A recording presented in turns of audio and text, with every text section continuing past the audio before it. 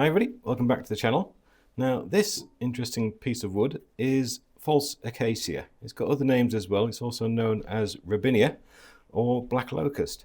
But it's a wood which has an enormous amount of potential. I've turned it a few times before and it never ceases to amaze me, the kind of grain pattern inside. It's a bit like laburnum in a way, but it's a lighter colour grain. Now this is a burl piece and the majority of the pattern is going to be on the bottom, although as you can see from the centre it's starting to come through here. So we're going to get this on the lathe and see what we can get out of it. Now this piece isn't going to hold as many challenges as some of the more recent pieces that we've been turning, but I'm off on holiday in a couple of weeks time and I have quite a few videos to make, so I have to try and make as much of my time as possible, because don't forget I also have a full-time job and my wife and I are also foster carers as well, so I have a lot of other things going on at the same time. So anyway, let's get this on the lathe, get started and see what we can do with it. Now we're going to start off by marking a center point that we're going to use a worm screw to mount this. Now this is obviously going to be the top, all the good grain is at the bottom, so it's better to turn this way, with this being the base, so we can expand on this grain and have it come up the sides. If we turn that as the top, then we're just literally hollowing the nice grain away. So we'll start with this as being the top. Now we need to take into consideration where all the wood is, and it's predominantly around here. We have a fair amount of bark on the side. That looked like it would be easier to come off. Oh, all right. Okay, there's a fair amount of bark there, so it's more to that side, slightly the main area of wood.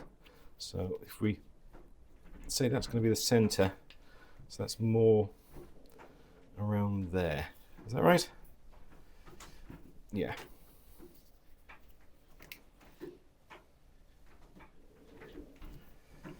Now, am I correct in that assumption?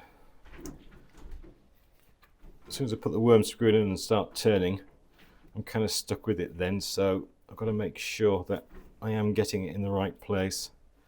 See, we've got these kind of lower areas around here with the burl more to this side. So yeah, I think that's good enough.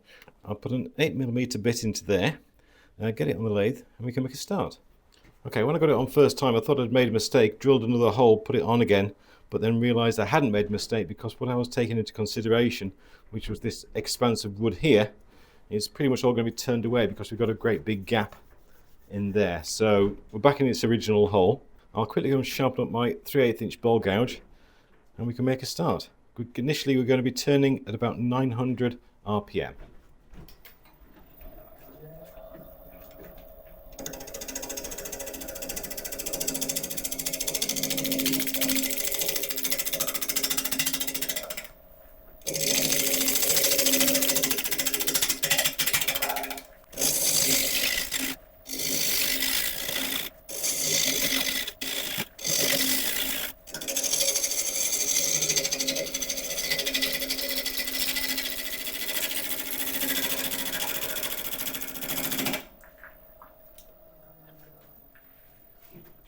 Okay, right. Lost a huge piece of bark from there. That could probably be it. But I didn't intend to keep the bark on this piece, so I'm not too worried about that. Ooh, hello. That's a massive bark inclusion. But it doesn't go all the way through, so it obviously just loops underneath to that piece there. Okay, interesting. Now on the top of this piece there's some very, very interesting sapwood, which is caught up in this burl area, and it would be nice to try and make a feature of that in some way.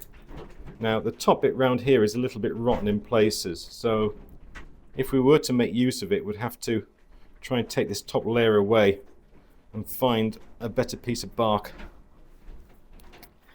or a better piece of sapwood in kind of that area. So what I intend to do is to work up this side to about there, and then see if we have the opportunity to do something more than just a normal bowl with this.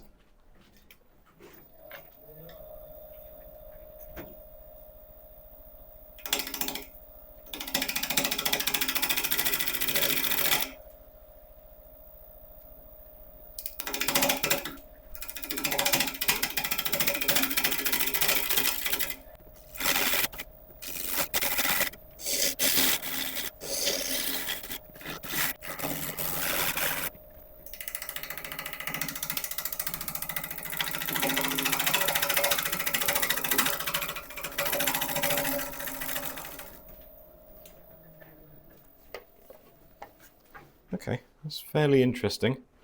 I managed to get it just nearly on that mark I made a second ago. We still have an awful lot of bark in here. That's the major one, isn't it? That's the one that we're going to have to take down a long way. Although saying that, there's quite a few areas that we've got to take down a long way. Right. I like the plan. Not that we've got much of a plan, but I like the starting so far. I think we've got to try and take this in an awful lot further yet. So we're cutting nicely all the way around, and we've got a chance of hollowing it out without it turning into a piece of Swiss cheese. So we'll just continue taking this round, not so much on the centre, because it'd be nice to try and keep some of the depth to give us options later on. But we'll keep on taking it in, taking it round, and see how far we have to go to get rid of this bark and the majority of holes.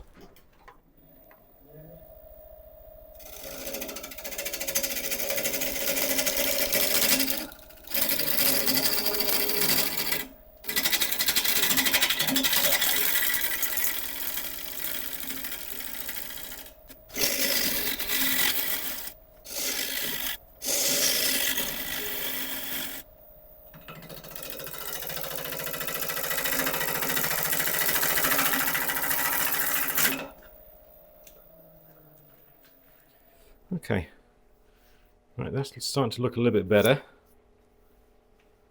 That looks amazing. That's the heartwood coming through underneath the sapwood, so the further we go on that, the better that's going to look, I think. That's all bark. But I think this has promise. Now, a lot of people I know don't like winged bowls, but I do. I bought this, so I'm sorry. Just embrace the beauty and we'll move on together. The reason why I like winged bowls is because it gives us the chance to show off more of the natural beauty of a piece without just settling for a standard shape. The one thing I hate more than anything is turning away beautiful wood. So I always try and put that above anything else in terms of design. Alright, so we'll continue on. I'd love to get rid of a lot of this. I don't think we're going to get rid of it all, because that gives us like a 4 or 5 inch bowl in the middle. So we'll see what we can do. So same again.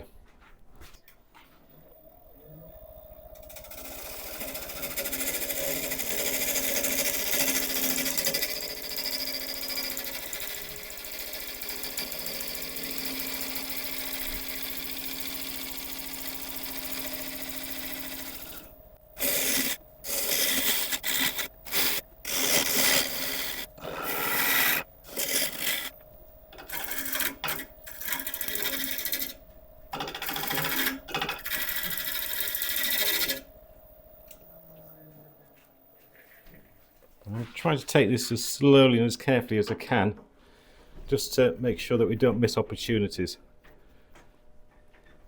The way this is now transitioning into that sapwood with this interesting edge, I really love that. So if we'd gone for a standard bowl design, that would be gone. Bye bye, never seen again. But if we can preserve it till the end, then people are going to be looking at it for years to come thinking, oh, that's nice. Don't like the shape, but that's nice. And I don't know. I don't know. Right. Okay, this bark round here is phenomenally ugly. So I think we still do need to come in a little bit. Now it may look a little bit out of balance at the moment in terms of shape, but we can mess around with it here to get it balanced in the end. I just prefer to do that at the end as opposed to now, because as I always say, we never know quite what we're missing by making too big a decisions too early. That doesn't make any sense, does it?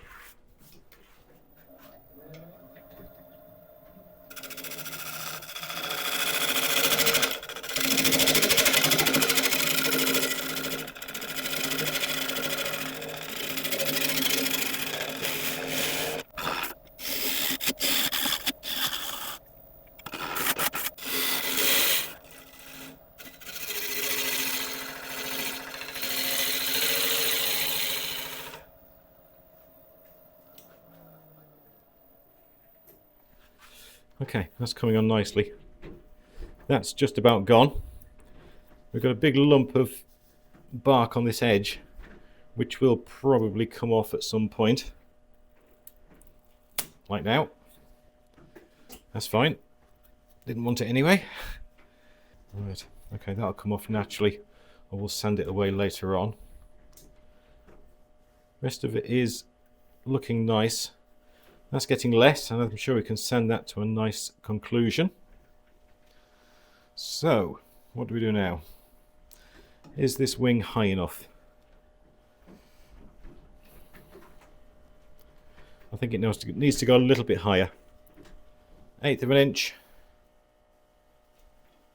Other side of that white line. Yeah, we'll take it there.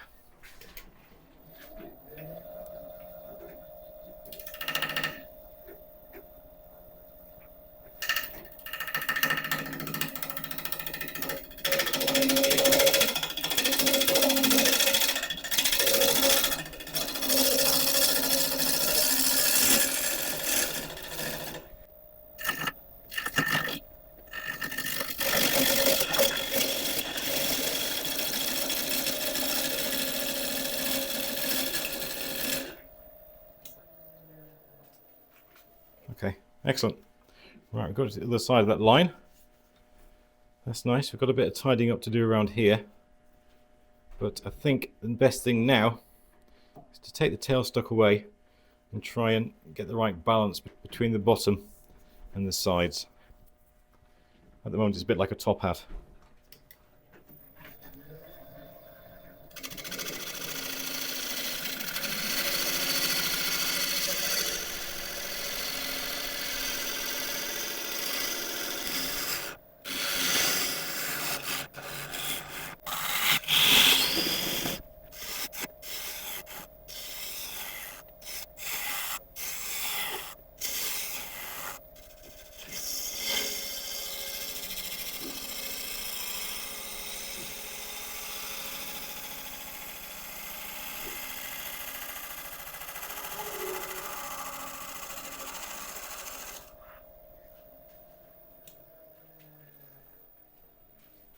Okay, well, that's really starting to take shape now. Not quite sure exactly what to do on this join between the base and the wing. I might just put a little bit of details in there. It's going to be horrible to sand, but I think it'll just make it look a little bit more elegant. Right, okay. I'll have a play around with this area. Just tidy in this little bit there to get a nice flowing edge. And then we can put a recess in.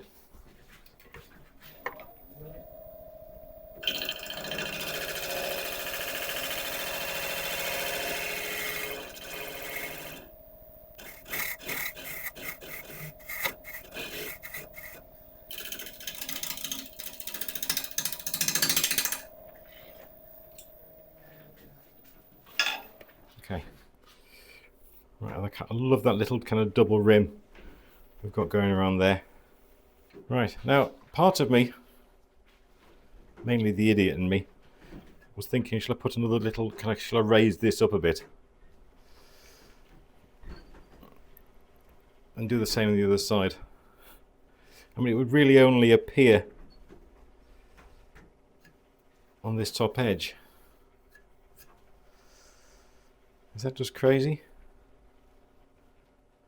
Because I have to do the opposite on the other side. I don't know. Now I've mentioned it, how would it work? I could take it to push, probably best doing that. I think that's the safest way. Should we give it a little go? What do we gain from it? An interesting talking point. It would make it unique. It would, rather than these wings just kind of sticking out, it would give it a little bit more shape on the edges. Alright, let's give it a go. Right, so a little curve on this top edge here that we're going to mirror on the other side as well.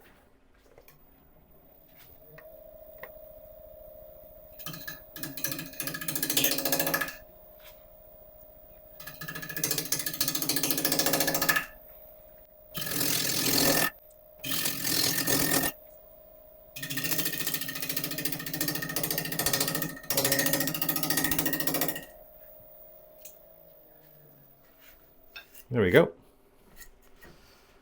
And we will find out in due course if that was a good idea or not. Actually, I'm going to take it a little bit deeper so it's more affected on this side as well.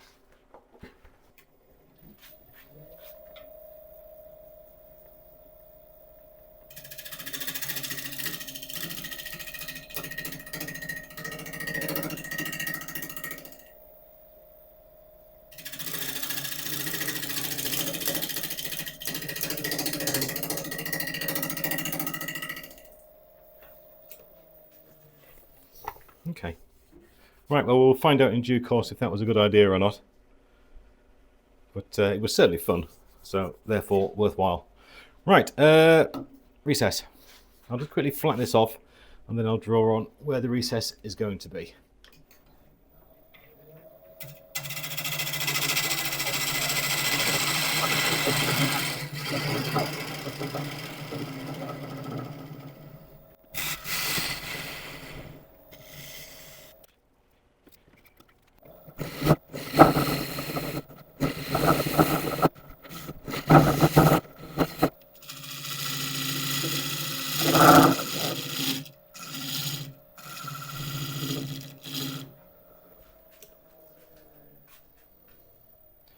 Okay, I think we've done as much damage as we can on this side, so I'm going to set up for sanding. I'll let you watch a bit of it, and then I'll bring you back when we're done.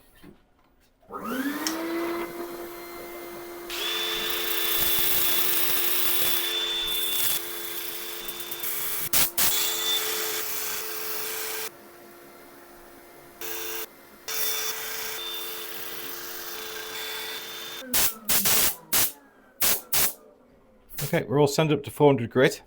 Now I thought I'd got some scratches here, but it's actually compression waves, some ripples in the surface, which are going to catch the light amazingly. I hope they're on the top as well when we finish that. Right, let's get some isopropyl on here, clean the grain, and see how this is going to look. Where shall I start? Look at that. If you've liked what you've seen so far, I would really appreciate you hitting the like button, and if you could subscribe as well, that would be absolutely amazing. It's completely free, it doesn't cost you anything, and it makes an enormous difference to us. Thank you. So much going on. This is why I love wing bowls. It just gives you complete freedom to save as much of the grain as you can. And that was so worthwhile, wasn't it? Right, we'll let this dry, then we'll come back on with a shellac sealer and then figure out what to do next. Okay, plenty of time to dry, so going on with a blonde shellac sealer. I'm putting it on with a brush because I want to try and get into all the bark as well, because there are a few softer areas in there.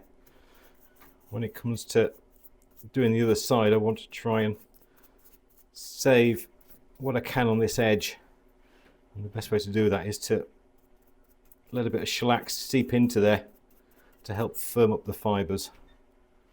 So I'm going to give that a good dousing in there.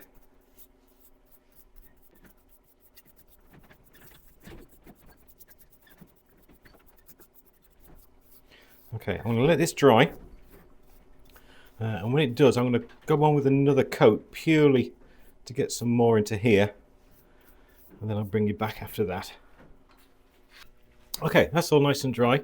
I would normally go on with an abrasive paste, but with it being such an odd shape, it wouldn't work particularly well, especially on the extremities. So I'm just going to go on with a Scotch pad, which is about 1000 grit over the surface. I'll first of all do it with it spinning, then I'll lock it off and do the extremities separately.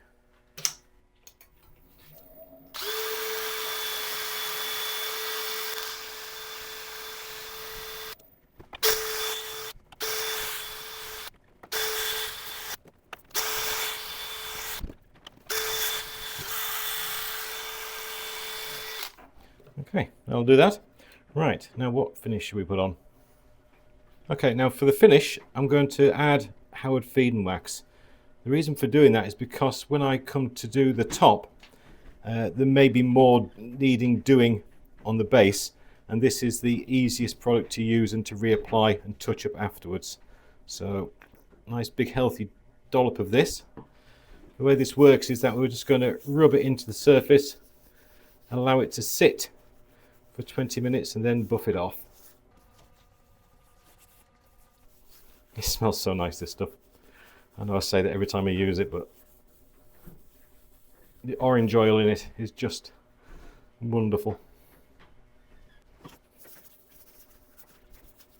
Okay, right, I'll let this sit for 20 minutes. If it needs another coat, I shall apply that, but chances are I'll just do one for now and apply a second or third once we've finished. Right, when this is dry, we'll turn it round and I shall bring you back. Okay, we've turned this piece around and we've got a few things we have to bear in mind when we start to hollow out. First of all, we've got this edge that we turned up from the bottom, so we've got to do the same to this side. So we've got to turn it in from the edge and then flat across the rest. I'd also like to have a slightly raised lip on this, so I'm not quite sure exactly how this is all going to end up looking. Now, the outside lip of this bowl wants to be around there. Okay, so the inside edge around there. That's probably a little bit thick, but we can figure it out as we're going. So that's going to be curved in, and it's going to end up being flat just on the outside of that rim. The top of this is going to change shape a little bit as we're flattening it off and turning it out, because for instance this area here, that's painfully thin, so as soon as we start taking any material off here, that's going to come in. Exactly how this is going to look at the end, I have no real clue, but hopefully it'll still be nice. Right, where shall I start? I don't know. I think I'll start from here and work into that edge. I think that's probably the smartest move. Let's see how that goes. Right, carrying on with the 3/8 inch bowl gouge. Currently turning at about 1000 RPM. I'll put my face shield on and we shall continue.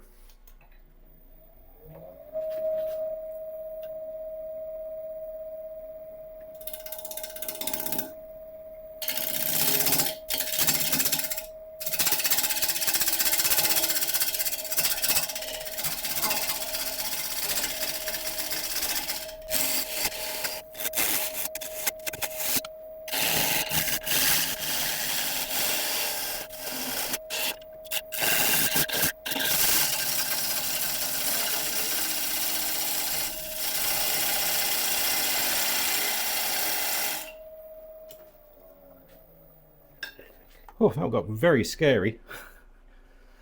Don't know why, but that was petrifying. Right, we're doing okay on that top edge. Need to go a little bit closer there, I think. Thickness wise on the rest is looking okay, but it does need to go thinner. How's the shape changed? That's gone down a bit. Not quite as much as I would think, but we're doing okay. So we put a curve on that one and that one. I think they're all going to be touched by a little bit by it, which is nice. So, right, okay. Carry on.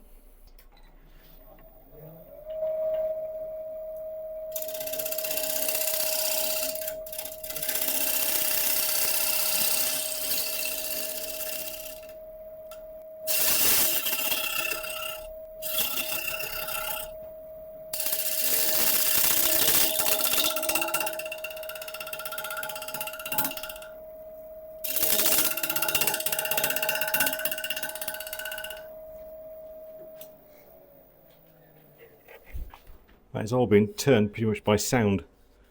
I can't actually see this extremity here as it's spinning around. It's just a complete blur, so if I can hear noise then I know I'm cutting. Right, that's not a brilliant cut. It's gone very, very thin. So I think just one little pass coming in from here to try and just tidy that up a bit and then leave that alone, because that is dangerously thin. Okay, I think I just exceeded my talent level at that bit. That's okay.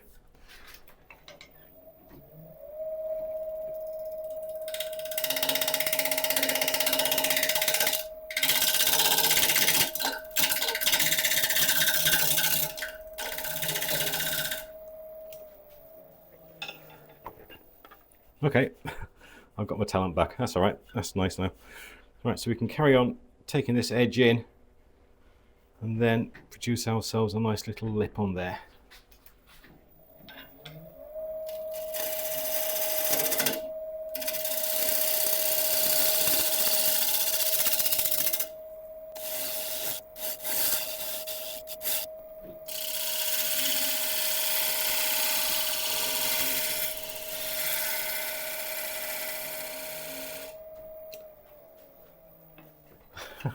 That continues to be so scary. Right, we've done pretty well around there. I've got a couple of tool marks for sure, but considering I'm not too unhappy with that. Right, I just need to sort this out here a little bit. Probably just a couple of gentle pull cuts, I think, just to smooth that out. And then I can set this external rim of our bowl. And then we can hollow it out. Nice.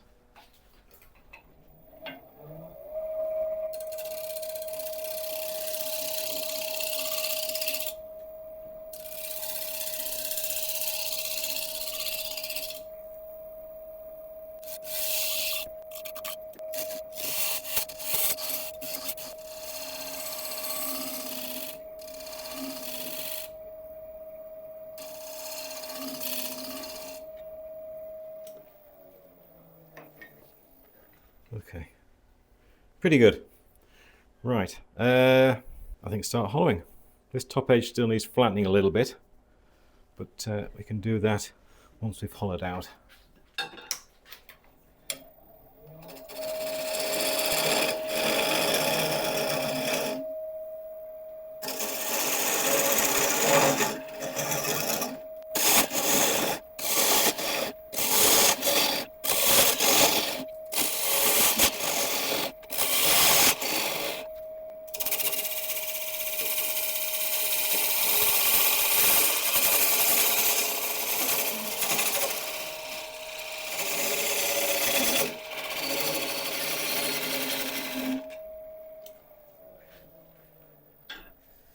Okay, it's going well. As I usually say at these moments, I'm going to need to take away the tailstock at some point because it's stopping the gouge getting into there. But we'll carry on going as far as we can before we do that, because I always do like this extra bit of security that gives us. Just quickly going to sharpen up again though, because it really is quite hard wood, this.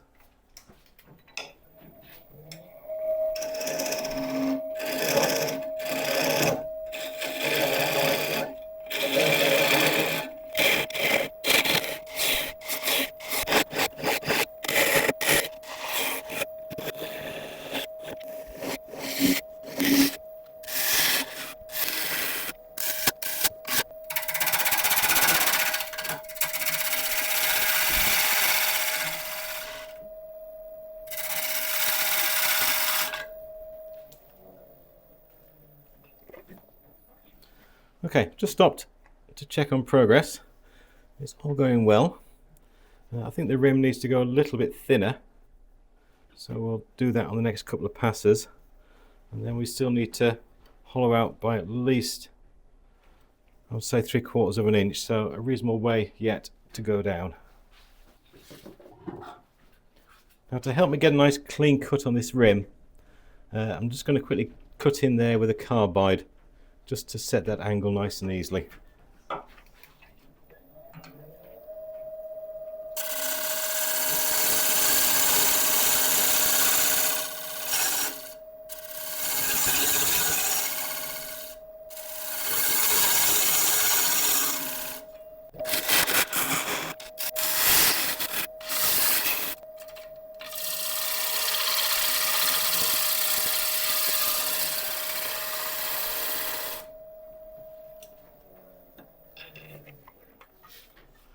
Okay, we're certainly on track. That's good. Down to that point we've got it there. We just need to extend that down across the bottom. Excellent.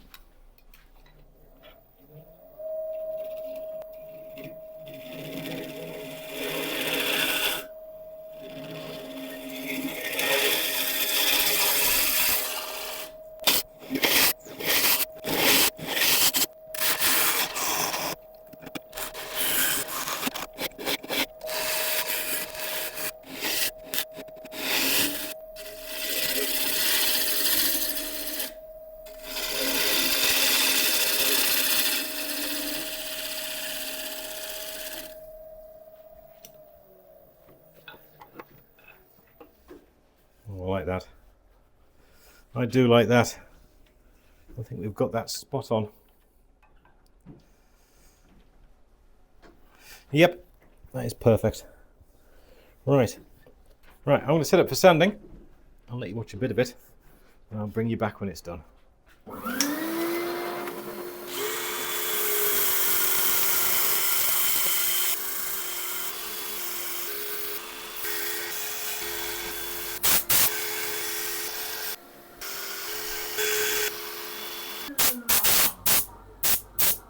Okay, right, a dusty experience, but certainly worthwhile, I think. One thing I absolutely love is this curve going down this edge, and the fact that we've managed to keep the burl on this edge with the sapwood as well. I think that looks absolutely incredible. Right, let's put a bit of isopropyl on here just to wake everything up and get the dust off.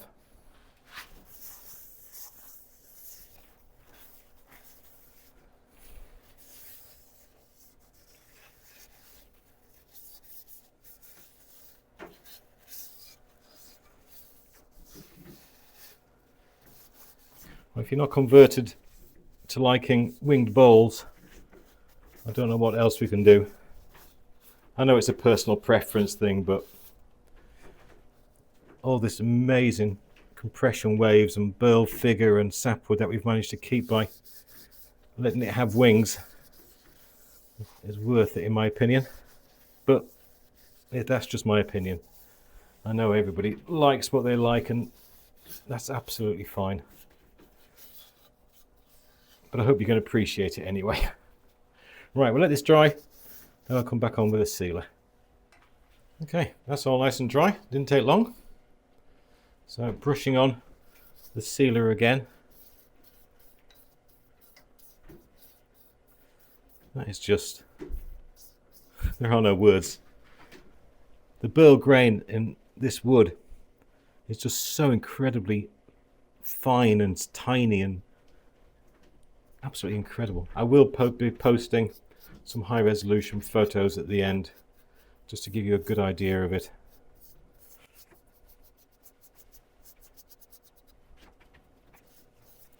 Right, I'll do 2 coats again just to keep all the burl area on the bark nice and secure and conditioned.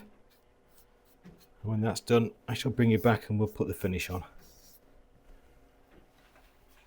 Okay, right, and now finally going back on with a Howard feed and wax. Nice liberal coat. I'll add another one to the back as well.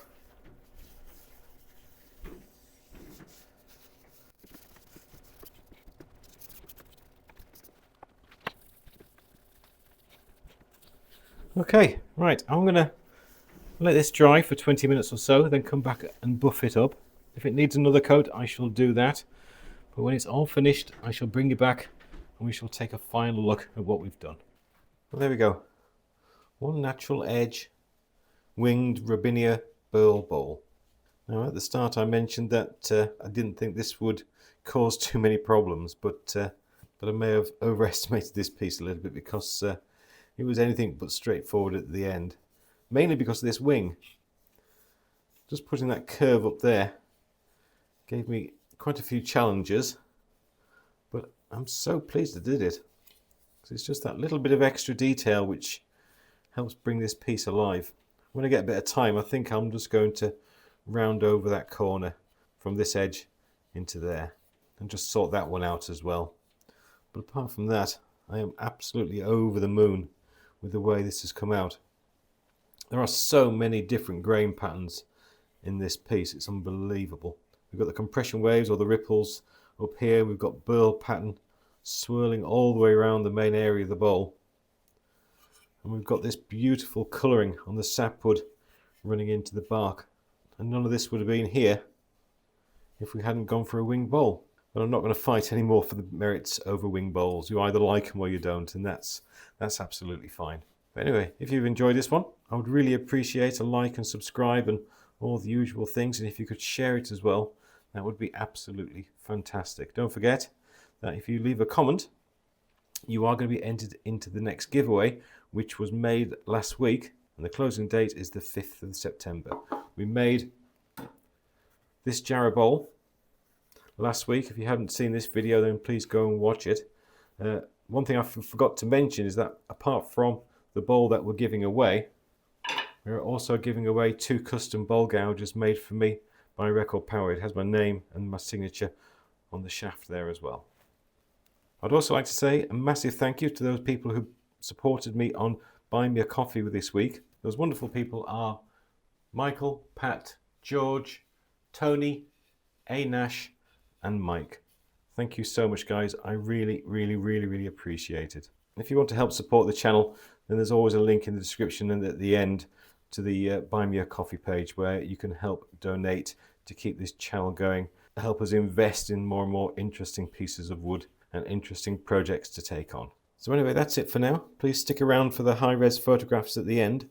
But apart from that, thank you very much indeed for watching, and I'll see you next time. Thank you.